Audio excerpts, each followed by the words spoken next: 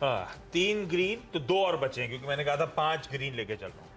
1 green रखा है, ये स्टॉक में से ऑफ रेडार हो गया है, बीच में बहुत प्रेशर में भी आया था, थॉमस कुक।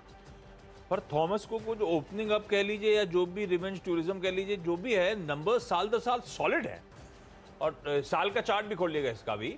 थॉमस कुक के नंबर्स पहले पढ़ देता हूँ। 330 करोड़ से रेवेन्यूज बढ़ के 1220 करोड़ रुपए, 74 करोड़ के घाटे के सामने प्रॉफिट मिनिस्क्यूल, लेकिन प्रॉफिट का आंकड़ा आता वो आपकी स्क्रीन पे 0.8 करोड़, मतलब 80 लाख का।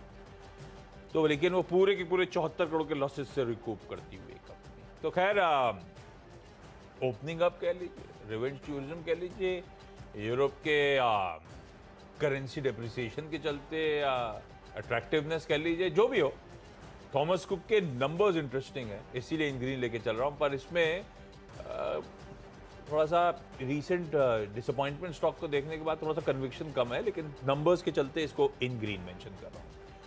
थॉमस कुक के बाद एक नंबर्स जो अच्छे लगे, मैंने इसलिए टीम में रखा है, काफी दिनों बाद रडार पे आया है, आरसीएफ को लेकर आइए स्क्रीन पे। आरसीएफ के नंबर्स अच्छे हैं, रेवेन्यूज 2600, बॉल पार्क ले रहा हूं, एग्जैक्ट नंबर्स आपकी स्क्रीन पर आएंगे।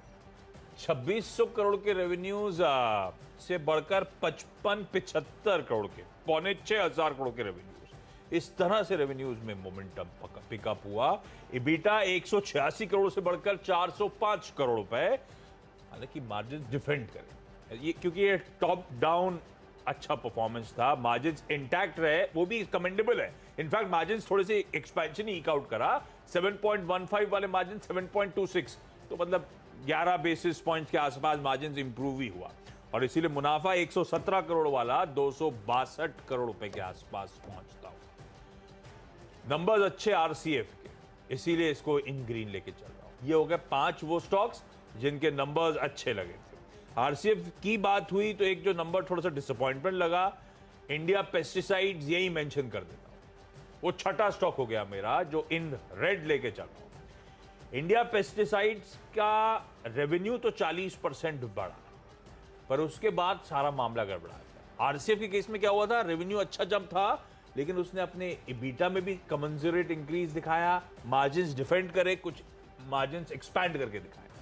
इंडिया पेस्टिसाइड में लेकिन वो रेवेन्यू पे सारी कहानी खत्म हो जाती है, 40% का रेवेन्यू में उछाल, बस उसके बाद इबिटा 5% साल दर साल गिर गया, 31% वाले मार्जिन 21% पे आ गए, यानी कि 1000 बेसिस पॉइंट्स का मार्जिन कॉन्ट्रैक्ट कर गया, और इसीलिए मुनाफा दरअसल 11.5% इन रेड नजर आएगा, यानी कि 42 करोड़ वाला मुनाफा 37.2 या 37 करोड़ रुपीस में पहुंचता हुआ। तो इसीलिए आरसीएफ के साथ मेंशन कर रहा हूं, थोड़ा सा similar businesses, similar space, RCF का इस तरह का स्ट्रॉन्ग ट्रैक्शन डिलीवर होना। इंडिया पेस्टिसाइड्स के केस में थोड़ा सा मोमेंटम, थोड़ी सी स्टीम लूज आउट होना, इसीलिए पहला रेड स्टॉक जो टीम में मेंशन कर रहा हूं। ओके, अब मेरे 3 रेड स्टॉक्स,